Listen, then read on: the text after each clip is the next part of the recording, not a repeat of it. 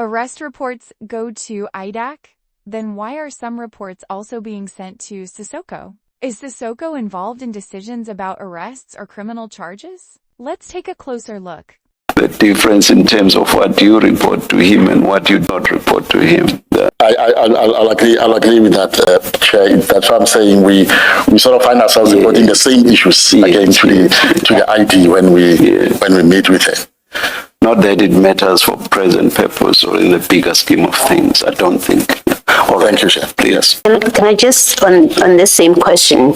I also wanted to understand the difference between the kind of reporting that you do, and more specifically, the purpose that you give reports to the ID as the matter is rolling, and the reports that you give to Mr. Sesoko, what the purpose is. And behind my question, I've sort of tried to give myself an answer that if you want decisions about a course of action that you are thinking of following, for example, we are now ready to get people arrested and presented to court. It seems to me that would be the kind of decision or report that would go to the ID.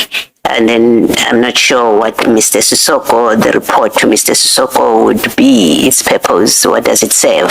Commissioners, what we report to the ID when we're ready with the takedown, those are issues that we'll discuss with the ID. We have a briefing where we take her through evidence that we have, and decisions will then be made at that level.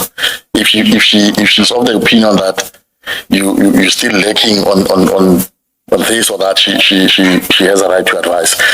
With Mr. Sesoko, is on a monthly basis.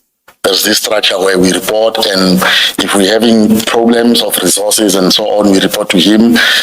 We ask for those to be provided, and he can then help with those. If it has to be issues that he takes up with human resource department, he does that on our behalf. But I want to believe that the purpose of that is for him to also then, when he reports to the ID, to say this team in relation to this matter, this is where they are, and these are the challenges that they are having, and so on and so on. And is it a requirement? I want to say prescribed, but that's not quite the word. I think prescribed is too strong. But is it a requirement that on a monthly basis there must be reports? All the teams must report to Mr. Sesoko on a monthly basis. That happens. It is a requirement. That happens. Project managers are in charge of. They are responsible for doing those reports. Our meetings are held, or at least were held monthly. Yes, with Mr. Sesoko, and then we'll then report on these cases. And in those reports, and maybe let me use an example.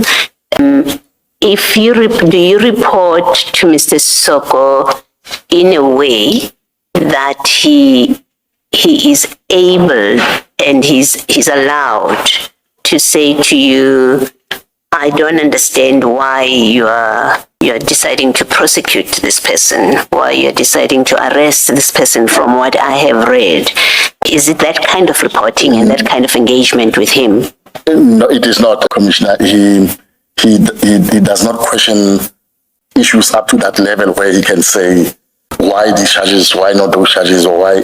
It's more to report to him about the progress and where we're having challenges, where it's not about him advising on. I know Mr. Sesoko used to be the prosecutor many years ago, but the function here for him is not to advise on legal issues or anything. He's more of a CEO in charge of our daily operations. Yes. Thank you.